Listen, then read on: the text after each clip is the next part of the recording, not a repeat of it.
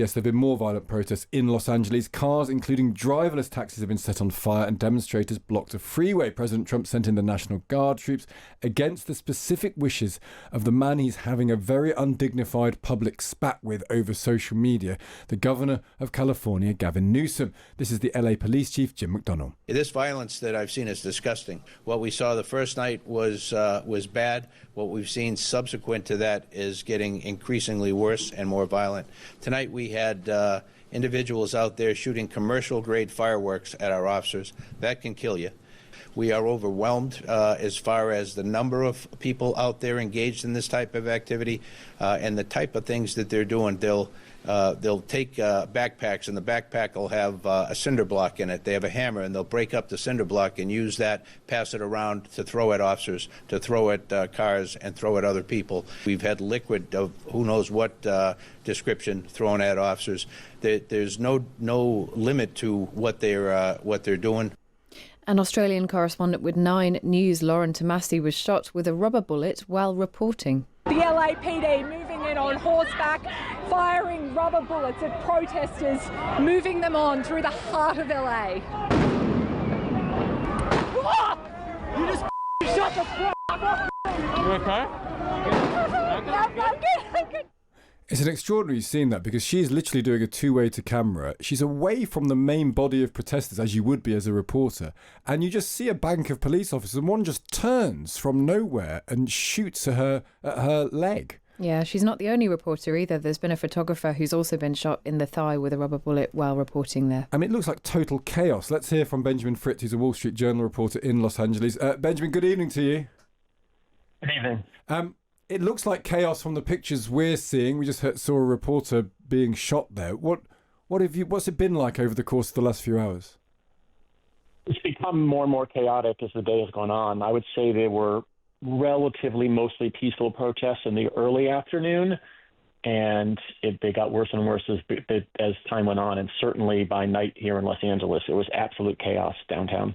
And what have you seen? I have seen people protesting, against the immigration actions by President Trump and his, activating the National Guard. I've seen National Guard troops guarding a federal building. I've seen police shooting tear gas and rubber bullets at people. I myself was tear gassed. I saw protesters blocking the 101 freeway, which goes right through downtown LA, blocking all traffic, and the police having to push them off of the freeway. Hundreds of people. The police were using, what's called kettling to surround them and push them off the freeway, and also using flashbang grenades. I saw five Waymo driverless taxis that were set on fire and burned to the ground.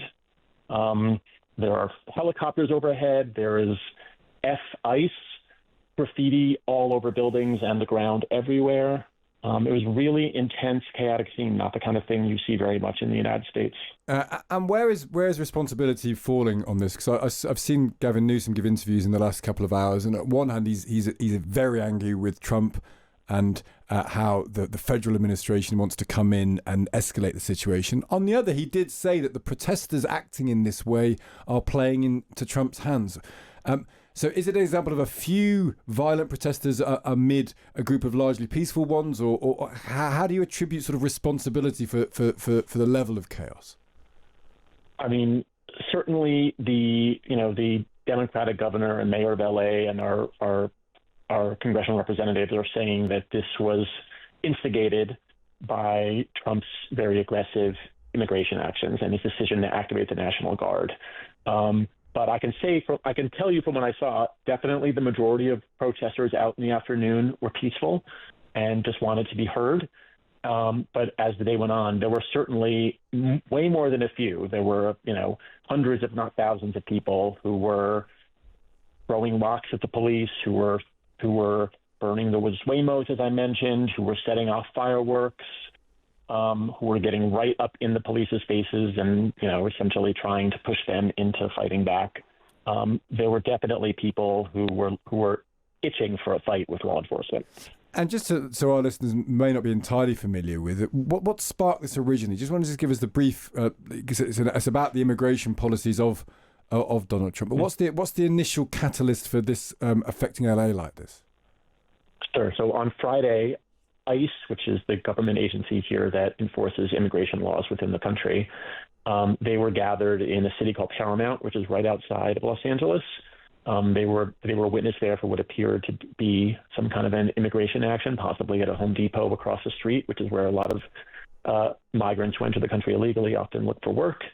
And the word that ICE was there spread very rapidly on social media. A lot of protesters were out there facing off against these federal agents, and it got very intense. It got somewhat violent. There were a bunch of arrests. And this generally spread the feeling in LA that, the Trump administration is coming here to crack down on migrants. And, there are a lot of immigrants in Los Angeles, a lot of children of immigrants. This is a city that's very proud of its immigrant communities, and people reacted very aggressively. There were immediately more and more protests. And the protests led to violence, and there were crackdowns by law enforcement, and then where we are now. And we've seen Mexican flags and Palestinian flags as well in the protest. Does this broaden out into a larger protest about geopolitics, sort of left-wing versus right-wing? Does this expand further out of the specific ICE argument that they're having? Bit, yeah. I mean, I'd say the Mexican flags are from people who are, in or supporting the Mexican American community in Los Angeles, which is very large, and it's somewhat of a symbol for people who are supporting immigrants who are here. The Palestinian flags, yes, that's obviously it doesn't have anything directly to do with the issue at hand, and that's probably the people who are from the broader left-wing community, I would say, who are trying to link what's happening now to other causes.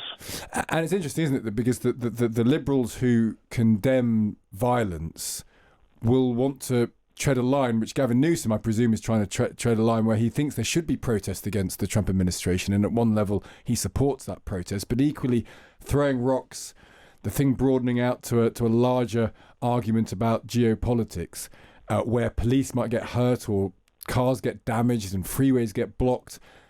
He can't be seen to condone that either. No, he absolutely doesn't condone that. None of the politicians here do, and they don't want to see this violence, both because it's bad in and of itself for LA, of course, and also because it distracts from the message that they want to get across, which is peaceful protests against what the Trump administration has done. They want the focus to be on the Trump administration's aggressive immigration actions and calling of the National Guard. That's what they want the issue to be. And of course, Trump and his supporters want the issue to be, violence by left-wing protesters. Yeah. Just finally, what's it like to be tear gassed, Benjamin? How does it feel? It really hurts. It's like if you've ever gotten the pepper in your eye by accident, imagine like 100 of them at once. And also your throat is burning. And as a journalist, were you worried? Because we can try and hear from this Australian, but we've certainly heard her reaction. Are you worried as a journalist that you might get caught up in all this? Absolutely, yes. I mean, I have safety training from the Wall Street Journal, of course, and I did my best to keep myself safe. But of course, when I'm out there, I am worried that something could happen to me because I am, relatively close to people who are protesting and in some cases are, getting into trouble with law enforcement. So it's a fine line that you have to walk as a journalist in these situations to be close enough to report on the action, but not so close that you may end up getting hurt. Yeah. And obviously I tread it imperfectly today myself. Well, I'm glad you're all right now and you can speak to us, Benjamin, and stay safe. Thanks for joining us. Thank you.